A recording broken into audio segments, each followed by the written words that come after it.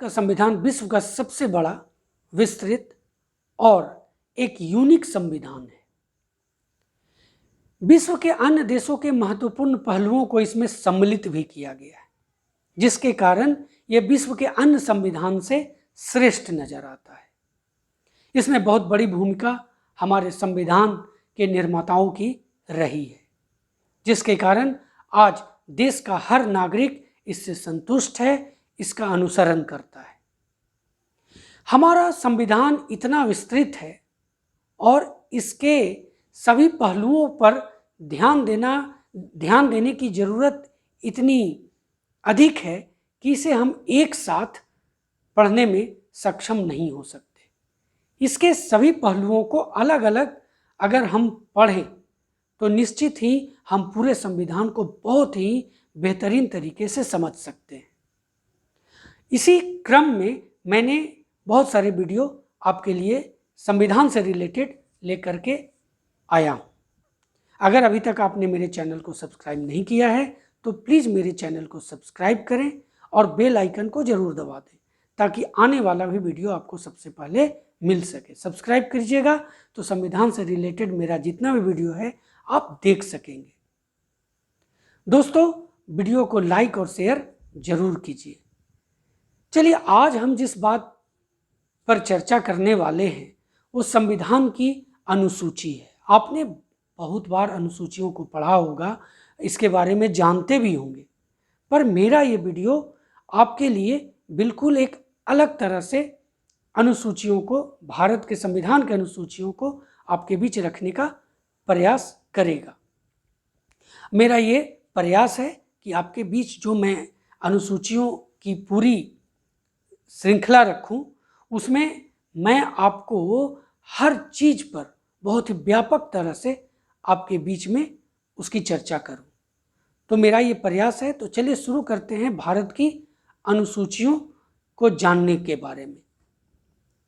संविधान की अनुसूची पर अगर बात करें तो जब संविधान का निर्माण हुआ और जब इसे लागू किया गया तो उस समय संविधान में मूलतः 8 अनुसूचियां थी, परंतु संविधान के संसाधनों के द्वारा जैसे जैसे आवश्यकता हुई इसमें 4 अनुसूचियां जोड़ी गई और वर्तमान में कुल 12 अनुसूचियां अभी मौजूद हैं। देखिए, संविधान की 9वीं अनुसूची प्रथम संविधान संशोधन द्वारा जोड़ा गया जो 1951 में, 10वीं अनुसूची 52वें संविधान संशोधन द्वारा 1985 ईस्वी में, 11वीं 73वें संविधान संशोधन द्वारा 1992 ईस्वी में और 12वीं अनुसूची 74वें संविधान संशोधन 1992 ईस्वी द्वारा इसमें सम्मिलित किया गया। तो 73वें और 74वें को 1992 में ही जोड़ा गया। इसके बारे में मैं बात करूंगा, है ना, आगे जा करके। मैं यहाँ पर आपको एक तरफ अनुसूची, उसके अंतर्गत आने वाले विषय वस्तु और उससे जो संबंधित अनुच्छेद है उस पर मैं चर्चा करूँगा। देखिए, पहली अनुसूची जो है उसमें आप जानते हैं कि भारत के राज्य क्षेत्र और उसके संघ शासित प्रदेशों का वर्णन है। देखिए, अभी वर्तमान में 28 राज्य हैं और 9 केंद्र शासित प्रदेश हैं। 9 के बारे में भी बात करूँगा और 28 के बारे में भी, लेकिन मैं पहले आपको राज्य के बारे में बात करूँ तो 31 अक्टूबर 2019 को क्या हुआ, तो धारा 370 की समाप्ति हुई और जम्मू कश्मीर को राज्य का दर्जा लेकर के उसे केंद्र शासित प्रदेश का दर्जा दिया गया। साथ ही साथ लद्दाख को भी केंद्र शासित प्रदेश के रूप में रखा गया। अब बात करते हैं 9 केंद्र शासित प्रदेश की। तो 9 केंद्र शासित प्रदेश तब होगा जब हम लोग दादर नागर हवेली और दमन द्वीप को अलग अलग करेंगे। जब इसको एक साथ, जो 26 जनवरी 2020 को एक साथ किया गया, उसके अंतर्गत बात करेंगे, तब केंद्र शासित प्रदेशों की संख्या 8 होगी। ठीक है। उसके बाद 62वें संविधान संशोधन द्वारा राष्ट्रीय राजधानी क्षेत्र दिल्ली घोषित किया गया, दिल्ली को घोषित किया गया। देखिए, ये अनुच्छेद 1 से लेकर के 4 तक जो है, 1 एवं अनुच्छेद 4, ये इसके अंतर्गत आते हैं, पहली अनुसूची के अंतर्गत। तो दूसरी अनुसूची में आप क्या पढ़ते हैं? दूसरी अनुसूची में आप कहते हैं कि वेतन का, जिसके बारे में, वेतन भत्ते पेंशन के बारे में, तो बस वही चीज़ है, लेकिन मैं इसमें आपको बता देता हूँ कि किन किन का इसमें आता है। तो देखिए, भारत के राष्ट्रपति हैं, राज्यों के राज्यपाल हैं, लोकसभा अध्यक्ष, उपाध्यक्ष, राज्यसभा के सभापति, उपसभापति, राज्य के विधानसभाओं के अध्यक्ष और उपाध्यक्ष, विधान परिषद हर जगह नहीं होता है ना, तो विधान परिषदों के सभापति और उपसभापति, सुप्रीम कोर्ट और हाई कोर्ट के जज एवं महालेखा परीक्षक, इन सब के वेतन भत्ते, पेंशन और विशेषाधिकारों के बारे में इसमें उल्लेख है दूसरी अनुसूची में। दूसरा, इसके अंतर्गत देखिए कौन कौन से अनुच्छेद आपके आएंगे। जब हम अनुच्छेद के बारे में आपसे चर्चा करेंगे तो उस समय इस वीडियो को भी हम सामने रख करके आपको बताएंगे। देखिए इसमें क्या है, इसमें अनुच्छेद 59 है, 65 है, 75 है, 97 है, 125, 148, 158, 164, 186 और 221। आप ये जितने भी देख रहे हैं ना, यहाँ पर जो विषय वस्तु आप देख रहे हैं यहाँ पर, है ना, तो ये जो विषय वस्तु आप पूरा जो देख रहे हैं ना, ये अनुच्छेद जो एक तरफ देख रहे हैं, इस सब इसी से रिलेटेड है। चाहे 59 हो, 65 हो, 75 हो या 221 हो, जो भी हो, जो यहाँ पर लिखित है वो सभी इसके अंतर्गत आते हैं। तो सूची में क्या है देखिए, इसमें शपथ होता है, ये आप सीधे सीधे जानते होंगे पहले। अब इसमें क्या क्या है तो देखिए, केंद्र के जो मंत्री होते हैं, मिनिस्टर्स होते हैं, राज्य के मंत्री होते हैं, संसद के सदस्य होते हैं, राज्य विधानसभा के सदस्य होते हैं, सुप्रीम कोर्ट और हाई कोर्ट के जज होते हैं, और भारत के नियंत्रक एवं महालेखा परीक्षक आदि के द्वारा जो शपथ ली जाती है। देखिए इसमें बहुत से क्या होते हैं, जनता द्वारा चुने जाते हैं, बहुत से नॉमिनेट होते हैं, बहुतों की नियुक्ति होती है और वो अपने पद पर बनने से पहले शपथ लेते हैं। इसके अंतर्गत जो जो अनुच्छेद आते हैं वो हैं 75, ये बिहार के मंत्री के बारे में, प्रधानमंत्री के बारे में, 75, 84, 99, 124, 146, 173, 188 और 219। दोस्तों अगर मैं यहाँ एक एक कर आपको इसको अनुच्छेद को मैंने सिर्फ आपके लिए लिखा है, अगर इस पर मैं चर्चा करूँगा तो वीडियो काफ़ी लंबा होगा। जब मैं आपसे अनुच्छेद की चर्चा करूँगा तो डेफिनेटली आप जान लीजिए मैं एक एक बात पर आपसे चर्चा करूँगा। यहाँ पर अब चौथी अनुसूची पर आते हैं। तो चौथी अनुसूची जो है वो क्या है देखिए, राज्यों और केंद्र शासित प्रदेशों के लिए राज्यसभा में जो सदस्यों की संख्या अर्थात सीटों के आवंटन के बारे में उल्लेख है। इसमें आप जानते हैं कि राज्यसभा का जो सीट होता है सभी राज्यों को एक दिया हुआ है, जिसमें आपको उत्तर प्रदेश में राज्यसभा की 31 सीटें हैं, बिहार में 16 सीटें हैं। इसी तरह से सभी राज्यों की अपने अपने सीटों की संख्या है। सबसे अधिक उत्तर प्रदेश और सबसे कम तो बहुत सारे हैं, इसमें गोवा है, सिक्किम है कि नहीं। इसमें बहुत सारे राज्य हैं जिसमें आप की संख्या सिर्फ एक राज्यसभा की सीट है। देखिए ये अनुच्छेद 4 एवं अनुच्छेद 80 के तहत इसका वर्णन मिलता है। अब हम लोग 5वीं अनुसूची पर आते हैं। देखिए 5वीं अनुसूची की बात करें तो इसके अंतर्गत अनुसूचित क्षेत्रों और अनुसूचित जनजातियों के लिए, यानी अनुसूचित क्षेत्रों कहने का मतलब अनुसूचित जाति जो होते हैं उनसे भी है, और ये जो उन क्षेत्र होते हैं जो जहाँ पर उनके लिए सभी तरह के सुविधाओं का व्यवस्था किया गया है। तो जनजातियों के लिए प्रशासन और नियंत्रण के बारे में उल्लेख है। ठीक है, इसके अंतर्गत जो अनुच्छेद आता है वो 244 है। तो ये है 5वीं अनुसूची।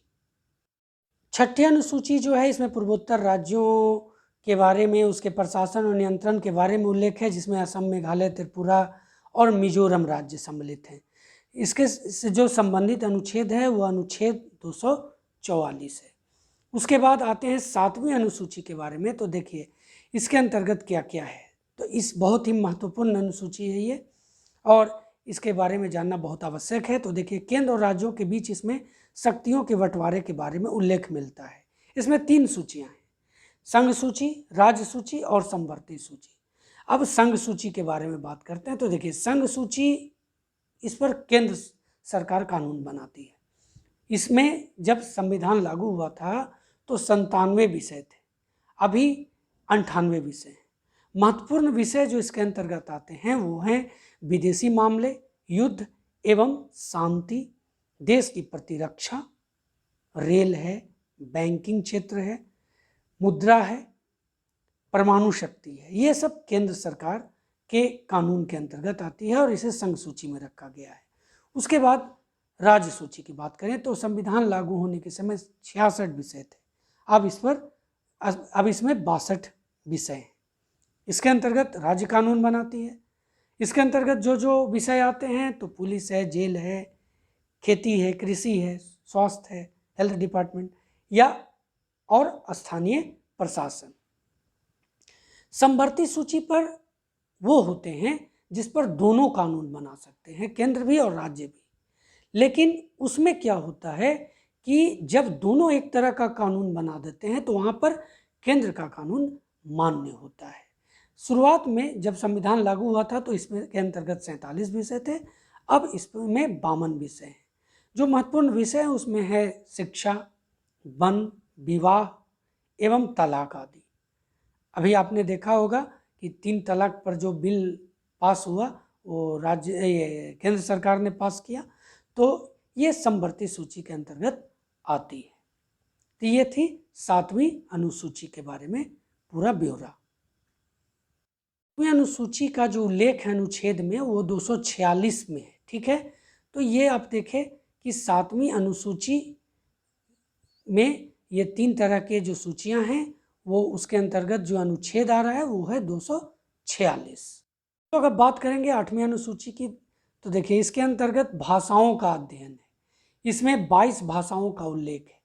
संविधान के लागू होने के समय 14 भाषाएं थी, लेकिन 21वें संविधान संशोधन 1967 में सिंधी जोड़ा गया, 71वें संविधान संशोधन 1992 में कोंकणी, मणिपुरी और नेपाली को जोड़ा गया, 52वें संविधान संशोधन अधिनियम 2003 को मैथिली, संथाली, डोगरी एवं बोडो को जोड़ा गया।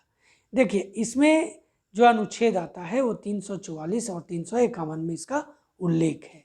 अब हम लोग 9वीं अनुसूची की बात करते हैं तो इसके अंतर्गत आज़ादी के पहले जो भूमि सुधार की त्रुटियां थी, जमींदारी प्रथा थी, उसके उन्मूलन का इसमें वर्णन है। इस अनुसूची को प्रथम संविधान संशोधन 1952 के द्वारा जोड़ा गया था। इसके कानूनों की जो अनुसूची में सम्मिलित जो कानून है इसकी अब न्यायिक समीक्षा की जा सकती है, पहले नहीं की जा सकती थी, लेकिन 2007 के सुप्रीम कोर्ट के न्याय निर्णय के द्वारा इसमें की समीक्षा की जा सकती है। ये अनुच्छेद 31 ख के अंतर्गत आता है। उसके बाद 10वीं अनुसूची की बात करें तो ये दल बदल अधिनियम से संबंधित है। इसे 52वें संविधान संशोधन अधिनियम 1985 के द्वारा जोड़ा गया। इसके बारे में आप जानते हैं कि इसके पहले क्या होता था कि कोई भी व्यक्ति किसी पार्टी से चुनाव लड़ता था और अपनी महत्वाकांक्षा को देखते हुए वो किसी दूसरे पार्टी में सम्मिलित हो जाता था। लेकिन 1985 के संशोधन के द्वारा इस दल बदल अधिनियम में इतना रिस्ट्रिक्शन किया गया कि अब कोई भी व्यक्ति ऐसा नहीं कर सकता। अगर वो किसी दूसरे पार्टी में सम्मिलित होना चाहता है तो अपने पार्टी का 2/3 सदस्यों के द्वारा उसे अगले पार्टी में सम्मिलित होना होगा। यानी अगर वो उसकी सदस्य संख्या 15 है तो उसे 10 सदस्यों के साथ दूसरे पार्टी में जाना होगा, वरना उसकी जो विधायिका है या जो अगर वो संसद का सदस्य है या राज्य के विधानसभा का सदस्य है उसकी सदस्यता रद्द मानी जाएगी। ये अनुच्छेद 102 एवं 191 के अंतर्गत इसका वर्णन है। अब 11वीं अनुसूची में पंचायत का वर्णन है, तो इसके अंतर्गत पंचायत की शक्तियों और प्राधिकारों से संबंधित नियमों और कानूनों का उल्लेख मिलता है।